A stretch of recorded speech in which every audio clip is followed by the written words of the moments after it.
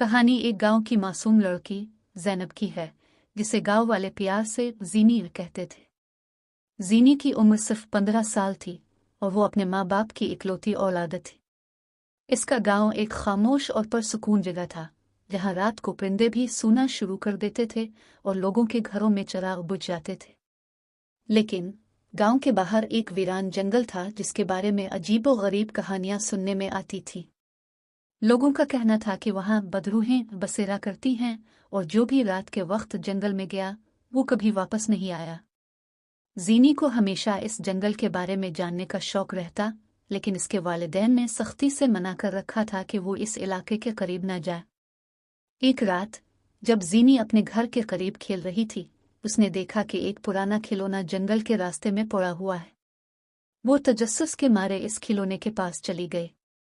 जैसे ही इसने खिलौने को छुआ, उसे लगा जैसे कोई इसके पास आकर खड़ा हो गया है।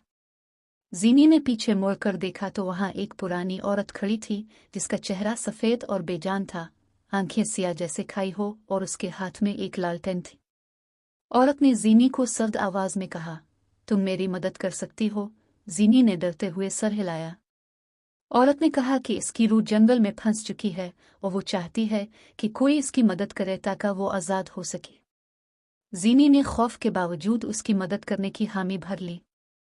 जैसे ही जीनी उसके पीछे जंगल की गहरी और तारीक राहों पर चलने लगी, हर तरफ अजीब सी आवाजें आने लगी और सर्द हुआ चलने लगी। जंगल के बीचों बीच पहुंचने पर वो औरत अचानक गायब हो गई और जीनी ने देखा कि वो एक खुली कब्र के पास खड़ी है। कब्र में से एक हड्डियों का ढांचा निकलकर उसकी तरफ बढ़ा, जिसकी आंखों से खून जैसी सुर्ख रोशनी निकल रही थी। जीनी खौफ से कांपने लगी। उसने पीछे मुड़कर भागने की कोशिश की, लेकिन इसके कदम मुंजमद हो चुके थे। अचानक इसके कानों में किसी ने सरगोशी की, ये जंगल हमारी आरामगाह है और जो यहाँ आया वो जिंदा वापस नहीं जाता। जीनी की चीखें जंगल में गूंजने लगे, मगर गांव तक नहीं पहुंच सकी। इसी रात गांव वालों ने जीनी को ढूंढने की कोशिश की, लेकिन वो कभी नहीं मिली। कहते हैं कि आज भी जब रात का अंधेरा छा जाता है और चांद की रोशनी जंगल पर पड़ती है, तो लोग जीनी की चीखें सुनते हैं। गांव वालों ने इस वाकये के बाद कसम खा ली कि कोई भी जंगल के करीब नहीं जाएगा।